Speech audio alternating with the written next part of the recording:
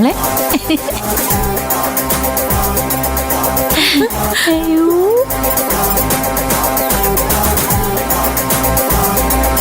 നോക്കി നിൽക്കാതെ ആരുടെ എടുത്തോണ്ട് വായിച്ചി. ഇത് നമ്മൾ തകർത്തു മാറി. പിന്നെ അല്ല.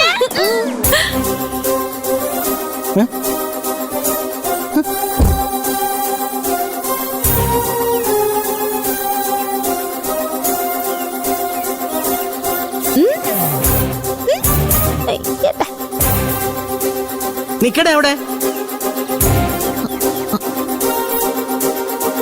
ഏതാടാ ഈ പെണ്ണ്? എന്റെ ഫ്രണ്ടാ മുത്തശ്ശി. നീ എന്ത് ധൈര്യത്തില് ഇവളുടെ കൈയും പിടിച്ച് ഇങ്ങോട്ട് കയറി വന്നേ? ഇവൻ പിന്നെ എങ്ങോട്ട് പോണം? ഇവൻ ഇഷ്ടപ്പെടുന്ന ഒരു പെണ്ണിനെ ഇവൻ വിളിച്ചോണ്ട് വരുന്നതിൽ എന്താ മുത്തശ്ശി തെറ്റ്? തെറ്റില്ലേ? ഇവന് ഇഷ്ടപ്പെട്ട ഒരു പെണ്ണിനല്ലേ ഇവൻ നേരത്തെ കൂട്ടിക്കൊണ്ട് വന്നത്. അവൾ ഇവിടെ ഉള്ളപ്പോ പിന്നെ ഇവളെ എന്തിനാ സ്വീകരിക്കുന്നേ? ആര് സ്വീകരിക്കണം ആരെ ഉപേക്ഷിക്കണം എന്നൊക്കെ തീരുമാനിക്കുന്നതേ അവനല്ലേ മുത്തശ്ശി. ഒരാളുടെ വ്യക്തിപരമായ കാര്യങ്ങളിൽ നമ്മൾ ഇടപെടുന്നത് ശരിയാണോ? ഈ വൃത്തികേടൊക്കെയാണോ ഈ വ്യക്തിപരമായ കാര്യങ്ങള്?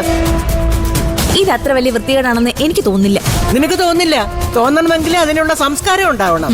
എന്നെ സംസ്കാരം പഠിപ്പിച്ചത് മുത്തശ്ശിയല്ലേ? എന്നിട്ട് തടി നീ ഇങ്ങനെയായി പോയേ? എങ്ങനെ ആയിപ്പോയിന്ന്?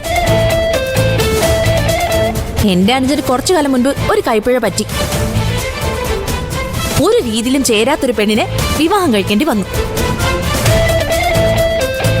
അവന് യാഥാർത്ഥ്യം ബോധ്യപ്പെട്ടപ്പോ അവൻ അവളെ ഉപേക്ഷിക്കാൻ തീരുമാനിച്ചു. അവൻ ഇഷ്ടപ്പെട്ട മറ്റൊരു പെൺകുട്ടിയെ വിളിച്ചുകൊണ്ടുവന്നു. ഇതിനിപ്പോ എന്താ ഇത്ര വലിയ അപരാധം? ലോകത്ത് നടക്കാത്ത കാര്യമൊന്നുമല്ലല്ലോ ഇത്.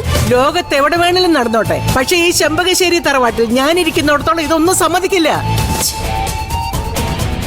നീ എന്താണ് മോനെ വായിൽ തേങ്ങാപ്പൂളും കടിച്ചോണ്ട് നിൽക്കുകയാണോ? വാ തുറന്ന് വർത്താനം പറയടാ. നീ ധൈര്യമായിട്ട് നിന്റെ ഇഷ്ടം പറ. ആമി ചേച്ചി ഉണ്ടോ നിന്റെ കൂടെ?